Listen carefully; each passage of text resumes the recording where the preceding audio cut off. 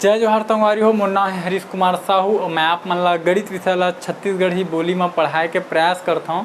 तो संगवारी हो आप मन के जो कक्षा 7वीं के अध्याय 8 हमन पढ़त रहें वो पूरा हो गए और ये अध्याय के अंतिम वीडियो हरे जो कि हमने सीखा के नाम से या सारांश या समरी के नाम से मैं बनाता हूँ। और आप मन जाना था कि ये जो कक्षा 7वीं के अध्याय 8 है ओकर नाम है सर्वांग समता, अंग्रेजी में वाला बोलथन हमन कांग्रेंस। और ये हमने सीखा ये अध्याय के अंतिम वीडियो हरे, ठीक है। तो ये जो कि आपके अध्याय में दिए रही थे हमने सीखा ये मेरा, तो ये ला पढ़ना चाहिए आप मन ला, ठीक है। हमार समय में जब मैं पढ़त रहे हूँ छोटे कक्षा में तो मैं नहीं पढ़त रहे हूँ और मोला लगता है मोर कक्षा के बहुत जन नहीं पढ़त रही सोही, ठीक है। तो आप मन ला मैं ये सूचित करना चाहता हूँ कि आप मन ये ला पढ़ाओ, ठीक है।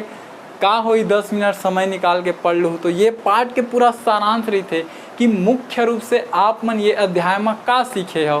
भाई उदाहरण आप मन ला याद नहीं रहे, प्रश्न मन आप ला याद नहीं रहे, केवल और केवल आप मन ला तरीका मन याद रही थे, ठीक है, कि कौन से तरीका से प्रश्न मन ला हल करना है।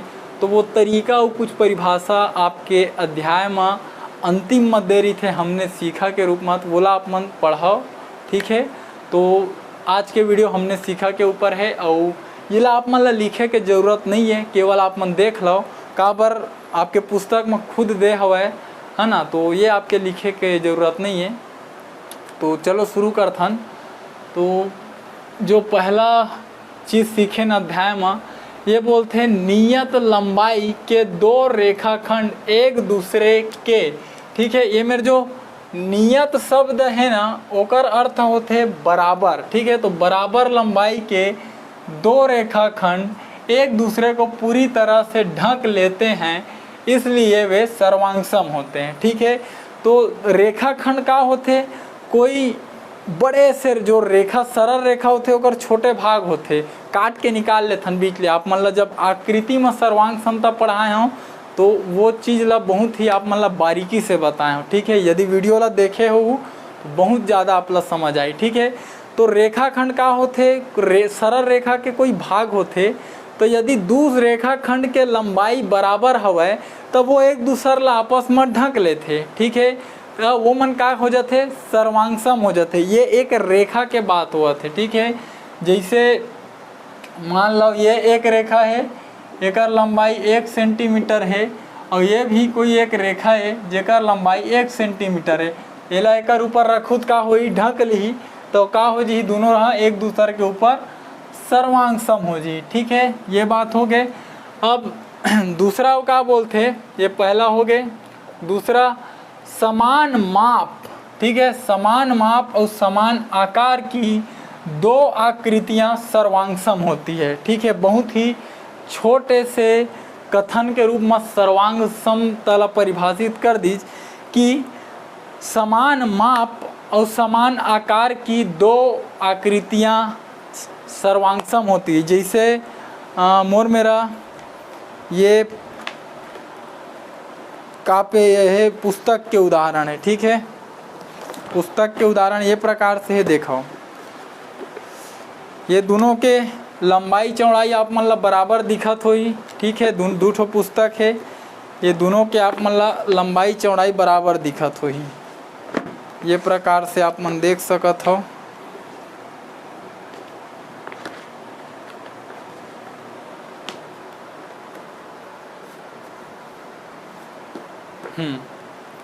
ये 2 पुस्तक है, ठीक है।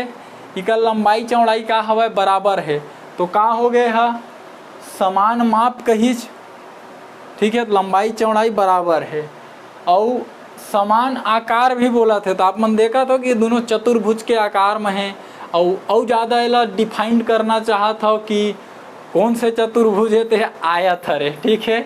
तो समान माप हवा समान आकार हवा एकर से ती बोलबो ये सर्वांगसम हवे। का बात देख लो जब आप मन एक दूसरे के ऊपर इसे ढका तो का हो ही है एक दूसरे ला पूरी तरह ढक लीज, ठीक है। देख लो पूरी तरह ढक लीज और ये देखे पाछुम लुका है दे, ठीक है।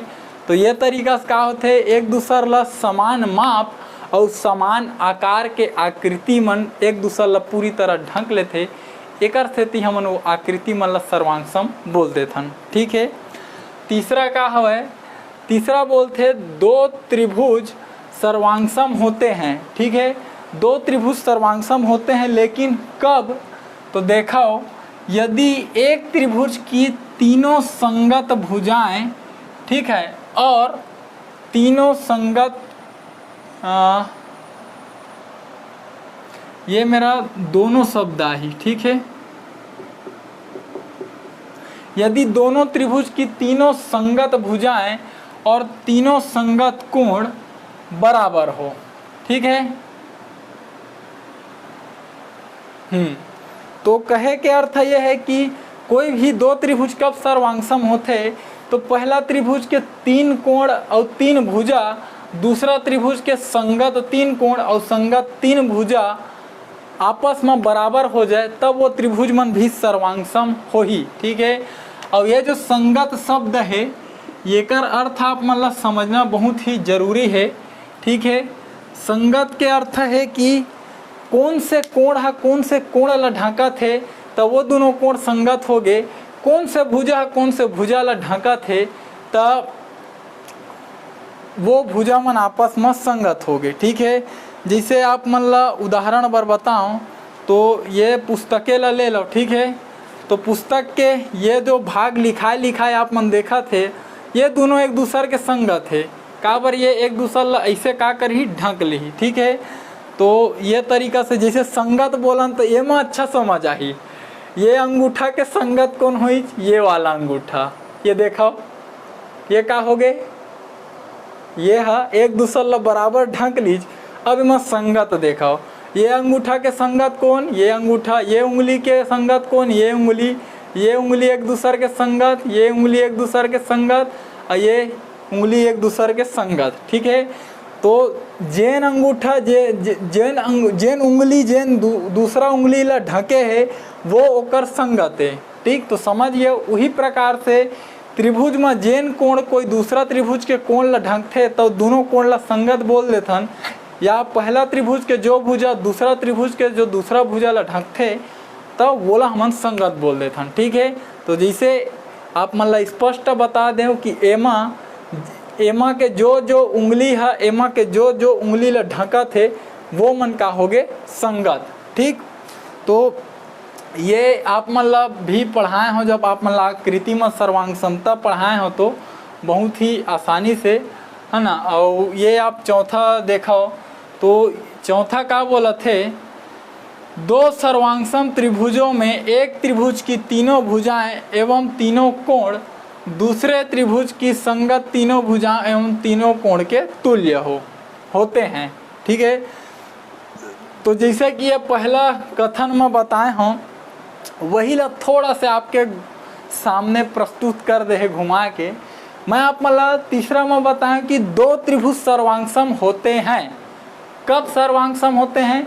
तो पहले त्रिभुज की संगत, पहले त्रिभुज के तीन कोण व तीन भुजाएं दूसरे त्रिभुज के तीनों संगत कोण और तीनों भुजाएं के बराबर हो, तब वो त्रिभुज का होते हैं सर्वांगसम। तो वही बात ला बोले है कि दो त्रिभुजों में पहले त्रिभुज की तीन भुजा और तीन कोण दूसरे त्रिभुज की तीन भुजा और तीन कोण के यदि बराबर है, तो त्रिभुज का हो ही सर्वांगसम। ठीक है। तो वही ला बोल दीज कि दो सर्वांगसम त्रिभुजों में, मेरे पहली का बोल दीज कि वो दोनों त्रिभुज सर्वांगसम हवय। ठीक है।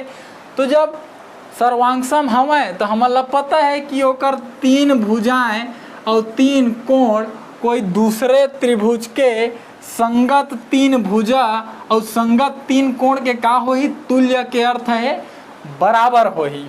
ठीक है।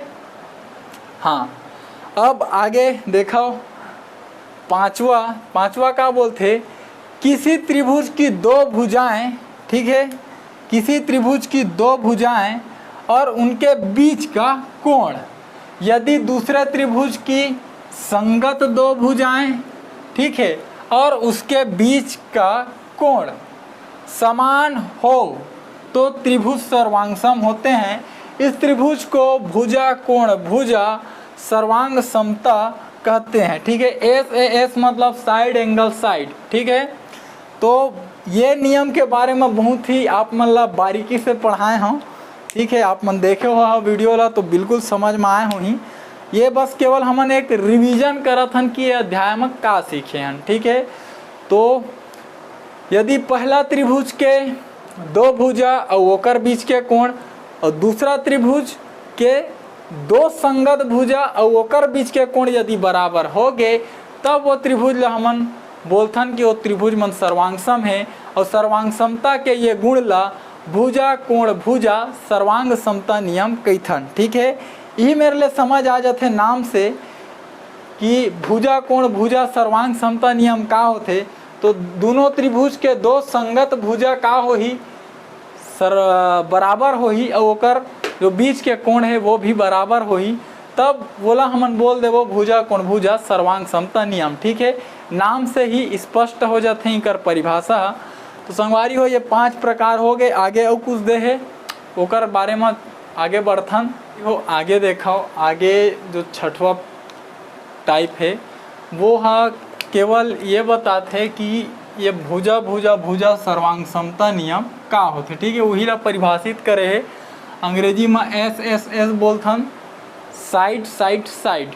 ठीक है, मतलब का होते भुजा। तो ये का बोलते कि किसी त्रिभुज की 3 भुजाएं यदि किसी दूसरे त्रिभुज की संगत 3 भुजाएं के बराबर हो जाए, तब हम उसको क्या कहते हैं, भुजा भुजा भुजा सर्वांग समता कहते हैं। ठीक है, कोई भी त्रिभुज है तो ओकर 3 भुजा कोई दूसरा त्रिभुज के संगत 3 भुजा के का होना चाहिए, बराबर होना चाहिए। तब आप मन ला बोला कि वो दोनों त्रिभुज सर्वांग सम है, का बर कि ओमा भुजा भुजा भुजा सर्वांग समता नियम लागू हो गए। ठीक है, और 7वां का बोलते हैं, 7वां ये वाला बताते हैं कौन ला, एंगल साइड एंगल मतलब कोण भुजा कोण सर्वांग समता नियम ला। ये में ये बोलते कि पहला त्रिभुज के 2 कोण और 1 भुजा कोई दूसरा त्रिभुज के 2 संगत कोण और 1 भुजा के बराबर होना चाहिए। तब हमन बोलबो कि वो दोनों त्रिभुज आपस में सर्वांग सम है और वो माँ कोण भुजा कोण सर्वांग समता नियम लागू हो गए। ठीक है, आप मन देख सकत हो SAS मतलब कोण भुजा कोण सर्वांग समता नियम।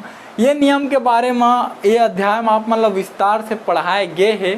ठीक है, त्रिभुज की सर्वांग समता के जांच के नियम पढ़ाते रहूँ, उस समय सब ला आप लोग पढ़ाए हों। अध्याय ला शुरू से देखा था तो ये सब आप पर रिवीजन है, पुनः अभ्यास। ठीक है, 8वां देखाओ। 8वां बोलते हैं ये RHS। RHS के मतलब ये नहीं समझ लेना है राइट हैंड साइड का बार जगह जगह उपयोग हुआ थे ये वर्ड है।